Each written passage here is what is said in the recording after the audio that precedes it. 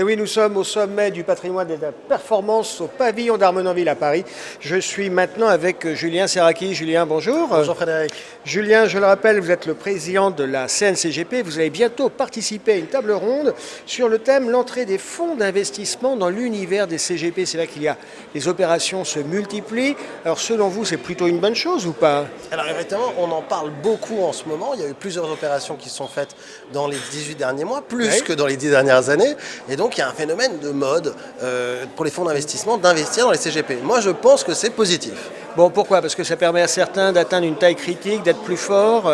Ça permet évidemment à certains cabinets de taille importante d'atteindre une taille critique, mais encore plus de ça, ça investit de l'argent dans notre industrie et cet argent qui se répartit dans les cabinets de taille intermédiaire ou de taille plus modeste. S'il y a trop de rachats, de fusions, ça risque pas de réduire le nombre d'opérateurs? Eh ben non, c'est une idée, c'est un a priori complètement préconçu.